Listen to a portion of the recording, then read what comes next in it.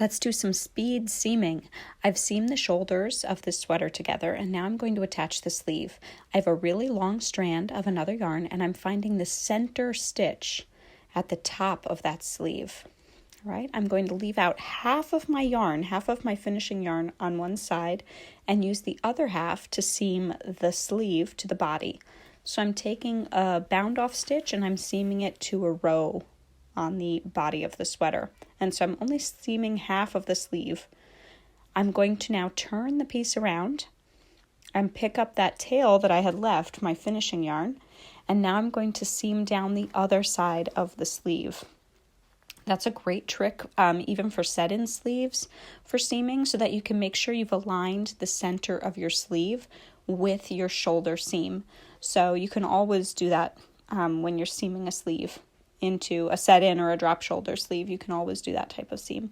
So I take about 2 times the length of my entire sweater. Then I find the center stitch, and you can either trace up. I find the center stitch on the sleeve. You can either trace up from the middle rib or just fold your sleeve in half and eyeball, kind of guesstimate where the center stitch is. It depends how precise you'd like to be. So here I'm seaming the second sleeve on, and I'm still going to have a lot of extra tail here from my finishing yarn after I've done the seam. So I'm seaming here the second side. So after I've gotten this sleeve attached, what I'm going to do next is fold the sweater, and with those tails that are coming out of the underarms, I'm going to use the longer one to seam the sleeve and the shorter one to seam the body.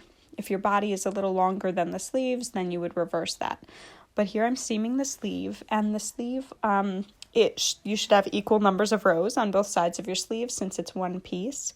So you would just take bars to bars, rows to rows on your sleeves all the way down as necessary.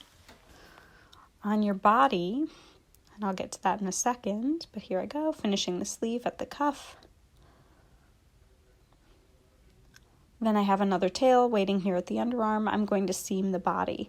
If you have counted your rows on the body and you've made sure to seam the sleeve into the exact spots on both sides of the body, the front and the back, then you will be able to just go straight down the body, taking 1 row to 1 row, the equivalent, the ratio of 1 row to 1 row. If you didn't count or your pieces are uneven, you may have to work in the rows a little bit to set everything together. Once you've gotten that side done, you'll work on the other side in the same exact way. So with the tails coming out from the underarm, you will seam the body or the sleeves, whichever you decide to do first. And then after you've seamed everything, you'll weave in tails and block. You can block before you do your finishing. I don't typically find that it helps with stockinette, like it doesn't stop the curling.